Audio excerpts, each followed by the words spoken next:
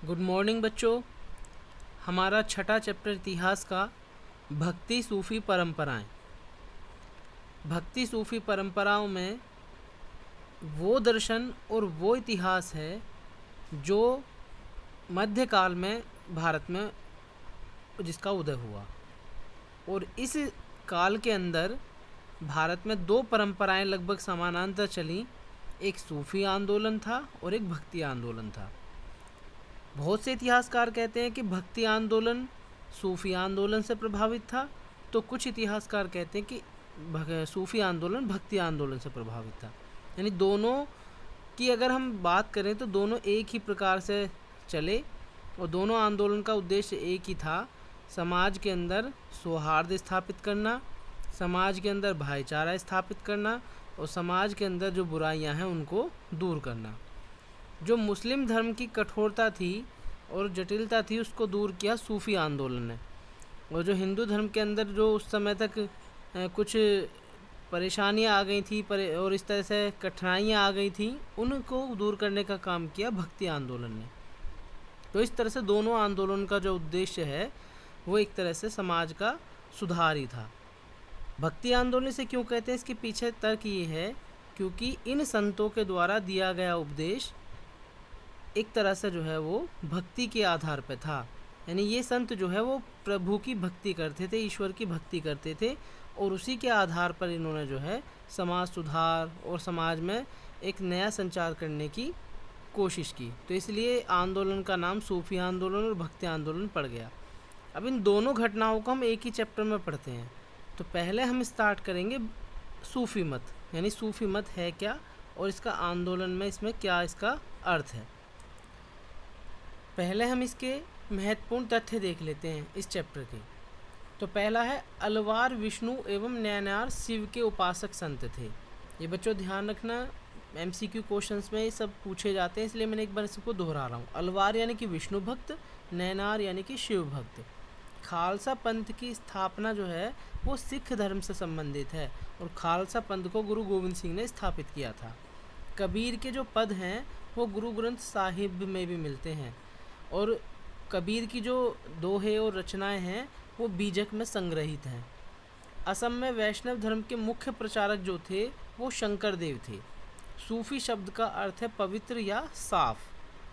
चिश्ती सूफियों की गतिविधियों के प्रमुख केंद्र खानकाह कहलाते थे। यानी खानकाह ऐसी जगह होती थी जहाँ पे सूफ़ी संत रहते थे, उनके शिष्य रहते थे, उनसे सलाह मशवरा करने वाले लोग वहाँ आते थे, इनका परिवार रहता था और यहीं ये लोग भक्ति और इबादत का कार्य करते थे, इसलिए इनको खानकाह कहा गया। शेख मोइनुद्दीन चिश्ती की दरगाह जो है वो अजमेर में है और चिश्ती संप्रदाय को लोकप्रिय बनाने में शेख मोइनुद्दीन चिश्ती का बहुत बड़ा मतलब कि अहम योगदान रहा है। इस्लाम के मानने वाले 5 सिद्धांतों को मानते हैं जो कि हम आगे बताएंगे। बासवन्ना वीर शैव लिंगायत संप्रदाय के संस्थापक थे और लिंगायत संप्रदाय का जो उदय हुआ वो कर्नाटक में हुआ। आंडाल एक अलवार संत थीं, मतलब महिला संत थीं ये, जिन्होंने तमिल भाषा में बहुत सारा जो है एक तरह से हम कहते हैं साहित्य लिखा है। और ये एक तरह से जैसे मीराबाई उत्तर भारत में है, ऐसी दक्षिण की मीरा हैं ये। जिम्मी गैर मुस्लिमों को कहते थे, ये जजिया कर देकर मुस्लिम क्षेत्र में रह सकते थे। यानी कि कहीं पर मुस्लिम राज्य होता था और उसमें अगर नॉन मुस्लिम यानी कि हिंदू हैं, क्रिश्चियन हैं, बौद्ध हैं, पारसी हैं, तो इनको जिम्मी कहा जाता था।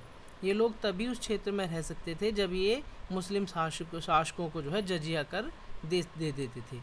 मुसलमान संप्रदाय को निर्देशित करने वाला कानून शरिया कहलाता है। यानी शरीयत या शरिया वह कानून जिसके आधार पर समस्त मुस्लिम लोग जो है एक तरह से निर्देशित होते हैं। सिलसिले शब्द का अर्थ है जंजीर और भारत में जो इस जितने भी संप्रदाय आए सूफ़ी संप्रदाय, इनके सिलसिले हैं बहुत सारे, जैसे कि चिश्ती सिलसिला है, नक्शबंदी सिलसिला है, कादरी सिलसिला है। ये इनके फाउंडरों के नाम पर इनके सिलसिलों के नाम पड़ गए हैं। और शेख मोइनुद्दीन निज़ामुद्दीन औलिया की जो दरगाह है वो दिल्ली में है। ये आ जाता है कभी कभी क्वेश्चन। मुल्फ़ज़ात का अर्थ है सूफ़ी संतों की बातचीत, यानी कि जो बातचीत पर आधारित ग्रंथ तैयार किए हैं उन्हें मुल्फ़ज़ात बोलते हैं। मकतूबात का अर्थ है लिखे हुए पत्रों का संकलन, यानी सूफ़ी संतों से जो लिखा हुआ साहित्य प्राप्त हुआ है उसको हम मकतूबात बोलते हैं।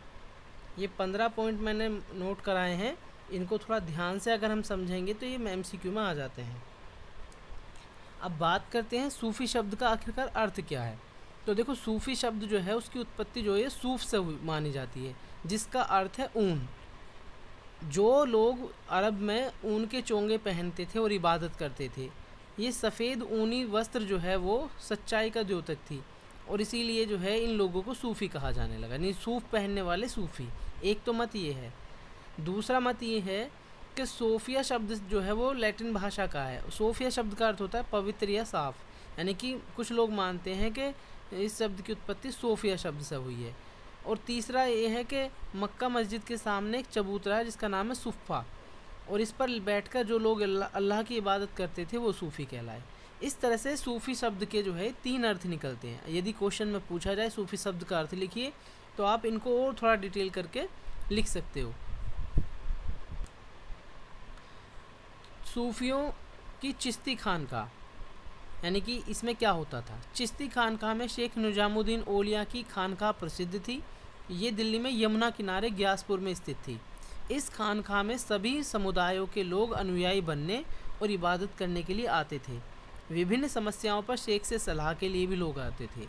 इनकी विशेषता क्या थी? एक तो चिश्तियों का जीवन जो था वो संयम और सादगीपूर्ण होता था। इन्हें राजनीतिक सत्ता से दूर रहने पर इन्होंने खुद को बल दिया, यानी कि बहुत ज़्यादा राजा के नज़दीक रहना पसंद नहीं करते थे। स्वेच्छा से दान स्वीकार करते थे, और जो भूमि थी वो इनको करमुक्त रूप से दान में मिली हुई थी। ये मिले हुए दान को जनता में बांट देते थे, इसलिए ये काफ़ी लोकप्रिय भी हुए। जैसे कि अभी बताया, सूफियों के राज्य यानी राजा के क्या संबंध थे। तो सुल्तानों ने जो खानकाहों को भूमि दी हुई थी वो कर मुक्त थी, उस पर कोई टैक्स नहीं था। ये संत नैतिक व्यवहार में बहुत ईमानदार होते थे।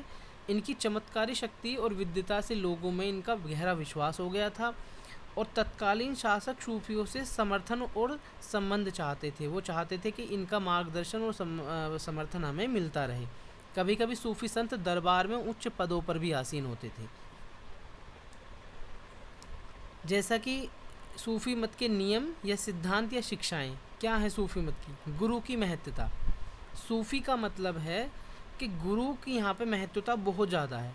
सूफी लोगों के मानना है कि शिष्य और शागिर्द, यानी कि जो शिष्य है वो तब तक आगे नहीं बढ़ सकता जब तक गुरु की कृपा उस पर ना हो, और सच्चा गुरु मिलना बड़ी मुश्किल की बात है। तो गुरु की महत्वता पर बल दिया है। दूसरा, ईश्वर एक है।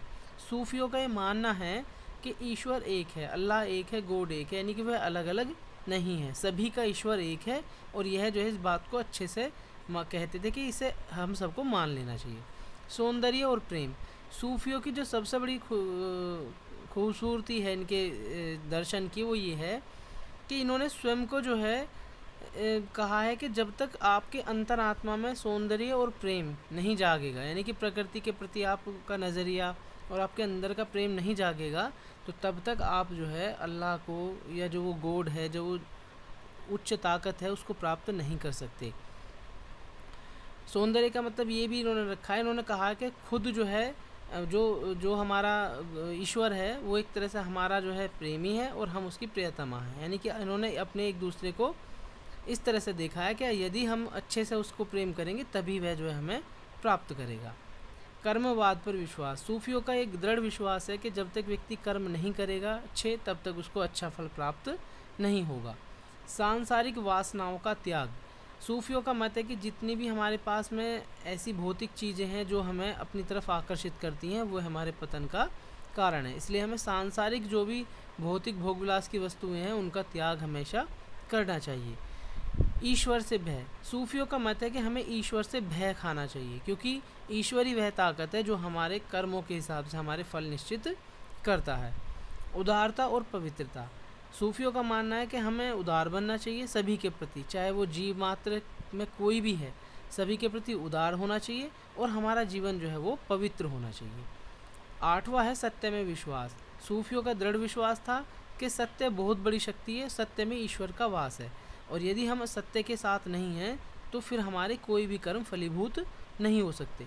इसलिए सूफियों का सत्य में दृढ़ विश्वास था। 9th पॉइंट है आत्मज्ञान, यानी कि ये है आपका अंतर आत्मा का ज्ञान आपको होना चाहिए, आपकी क्या ताकत है, क्या कमजोरी है, और जब तक आप अंतर आत्मा को नहीं जगाएंगे तब तक आप ईश्वर को प्राप्त नहीं कर सकते। यानी कि एक तरह से जैसे गौतम बुद्ध ने आत्मज्ञान प्राप्त किया, मोहम्मद साहब ने आत्मज्ञान प्राप्त किया, महावीर स्वामी ने आत्मज्ञान प्राप्त किया, तो आत्मज्ञान ही वह ताकत है जिसके आधार पर आप ईश्वर को प्राप्त कर सकते हो। बुराइयों से दूर रहना, 10वां पॉइंट, यानी कि तमाम प्रकार की जो बुराइयां हैं जो हमें दिग्भ्रमित करती हैं या जो हमें परेशान करती हैं, जो हमें अच्छे कर्मों से दूर करती हैं, उनसे हमें स्वतः ही दूर रहना चाहिए। और लास्ट है 11वां फना हो जाना। फना यानी कि आत्मत्याग। सूफियों का मानना है कि ईश्वर को प्राप्त करने के लिए व्यक्ति को फना हो जाना चाहिए। फना शब्द का मतलब ही है ईश्वर के लिए अपना त्याग कर देना, आत्मत्याग कर देना। अब प्रश्न आता है कि सूफियों का समाज पर क्या प्रभाव पड़ा। आखिरकार इसका कोई ना कोई तो पड़ा ही होगा प्रभाव। तो ये देखो, सूफी मत का जो उदय है वो इस्लाम का सुधारवादी चरण के रूप में देखा जाता है। यानी इसने केवल इस्लाम को प्रभावित किया बल्कि हिंदू धर्म को भी प्रभावित किया। सूफी मत के कुछ प्रभाव जो हैं वो इस तरह से कह सकते हैं, उदार भाव के कारण निम्न वर्ग के हिंदुओं में को समाज में जगह मिली। समाज में हिंदू मुस्लिम जो वैमन्य था उसमें कमी आई और एक दूसरे के लोग निकट आए। मुसलमानों और हिंदुओं के रीति रिवाज परस्पर संपर्क में आए और उन्होंने एक दूसरे को भी प्रभावित किया। इसके प्रभाव से कई प्रकार के साहित्य लिखे गए जिसमें जायसी का पद्मावत और अमीर खुसरो के काव्य ग्रंथ प्रमुख हैं। सूफी मत के प्रचार के कारण मुसलमानों और बादशाहों ने अपने धार्मिक मत को सहिष्णु बनाया। हिंदुओं को भी जिम्मी माना जिसे शरिया में संरक्षण का अधिकार नहीं था। और स्थापत्य कला के क्षेत्र में इसका प्रभाव पड़ा। हिंदू और मुसलमान दोनों की संस्कृति से एक नई प्रकार की स्थापत्य कला सामने आई। इस प्रकार से जो है अगर हम सूफी मत का प्रभाव देखेंगे तो समाज में सबसे बड़ी बात ये हुई कि हिंदू मुस्लिम एकता को बल मिला और दोनों के मिलने से एक नए प्रकार की संस्कृति का उदय हुआ। इसने इस्लाम की कठोरता को थोड़ा सा कम किया और उसके सुधारवादी रूप को सामने प्रकट किया, यानी कि इस्लाम का जो सॉफ्टिज्म है उसको उसने बाहर निकाला। इस सूफी मत की सबसे बड़ी खूबसूरती और विशेषता थी। क्योंकि भारत में इस्लाम धर्म जब आया तो इसके पीछे भी कई तरह के मत हैं। सबसे पहले तो इस्लाम आने का पीछे यही था कि जब 1112 ईस्वी में मोहम्मद बिन कासिम जो था उसने जो है सिंध को जीत लिया था, सिंध पर आक्रमण किया और वहीं से जो है धीरे धीरे एक तरह से इस्लाम का प्रचार होना शुरू हुआ मुख्य रूप से। वैसे अरबों का जो व्यापार था वो हमारे बंदरगाहों पर, पश्चिमी बंदरगाहों पर बहुत पहले से हो रहा था। उत्तर पश्चिम प्रांतों पर आकर बसने लगे थे जो अरब के लोग थे और इस तरह से धीरे धीरे प्रचार था। लेकिन सबसे अधिक प्रचार को जो बल मिला वो जो है जब 712 ईस्वी में मोहम्मद बिन कासिम ने जो है अरब को एक तरह से जीत लिया था और फिर सिंध को जीत लिया था। और सिंध की जीतने के बाद धीरे धीरे वह जो है सिंध, पश्चिमी पंजाब और इसमें जो है इस्लाम धर्म का प्रचार धीरे धीरे होता रहा। इसके बाद जो है सबसे ज़्यादा बल जो मिला वो तब मिला जब मोहम्मद गोरी ने एक तरह से पृथ्वीराज चौहान को पराजित कर दिया और भारत में जो है इस्लाम धर्म की स्थापना उसने की। और शुरुआत में तो जो है ये सोचा गया कि भारत छोटा सा देश हो सकता है, यहाँ पे जल्दी से इस्लाम फैल जाएगा। लेकिन जब देखा शासकों ने कि वास्तव में भारत एक बहुत बड़ा देश है और सच्चे अर्थों में यहाँ पे जो है एक धर्म को स्थापित नहीं किया जा सकता, तो जो है तब जाके थोड़ा सा इसमें वो ढील आई। अन्यथा जो है शुरुआत में तो लोगों के मन में ये भ्रांति थी, जो विदेशी आक्रमणकारी थे उनके दिमाग में ये भ्रांति थी कि भारत छोटा सा देश होगा, जाके सारे में इस्लाम को जो है हम फैला देंगे। लेकिन क्योंकि भारत बहुत बड़ा देश था, गांव-गांव तक फैला हुआ था, हर किसी की नज़र हर जगह नहीं जा सकती थी, तो जो मुख्य रास्ते थे, मुख्य नगर थे, उन पर अधिकतर आक्रमण होते रहे, अधिकतर वहीं पे जो है ज़्यादातर धर्म परिवर्तन भी हुए। लेकिन मुख्य तौर पे जो है अंदर तक फैलाव जो है वो बाद तक चला। इसलिए शुरुआती दौर में इस्लाम धीरे धीरे भारत में बढ़ा। भारत में इस्लाम धर्म का प्रसार। इस्लामिक समुदाय की कुछ ऐसी गतिविधियां थीं जो इनके सिद्धांतों को पूरे उपमहाद्वीपीय भारत में प्रसारित करने में सहायक रहीं। जैसे कि इस्लामी सिया समुदाय के जो लोग थे, कुरान के विचारों की अभिव्यक्ति के लिए देसी साहित्यिक विद्या का उन्होंने सहारा लिया। जीवन, जिसकी उत्पत्ति संस्कृत के ज्ञान से हुई है, के नाम से भक्ति गीतों को पंजाबी, मुल्तानी, सिंधी, गुजराती, हिंदी आदि में गाया जाता था। अरब मुसलमान जो व्यापारी थे वो मालाबार तट केरल के किनारे बसे थे। उन्होंने न केवल स्थानीय मलयालम भाषा को अपनाया बल्कि स्थानीय आचार विचारों को भी उन्होंने अपनाया। इस्लाम धर्म के स्थानीय आचारों ने जो है संग जटिल मिश्रण का सर्वश्रेष्ठ उदाहरण दिया, यानी कि उन्होंने स्थापत्य कला को भी भारत के जैसे ही ढालना शुरू किया। यानी कि जब भारत में इस्लाम आया तो उसने भारतीय विशेषताओं को भी थोड़ा अपनाया और वहाँ की लोकलिटी की जो चीज़ें थी ना उनको भी अपनाया। इसलिए धीरे धीरे लोगों में इसका जो है क्रेज़ बढ़ा। शुरुआत में क्योंकि ऐसा धर्म था जिसमें जाति व्यवस्था आदि की कोई धारणा नहीं थी, तो भारत का वो वर्ग भी बहुत प्रभावित हुआ जिसे जो है भारत की जाति व्यवस्था और इन सबसे बड़ी दिक्कत थी।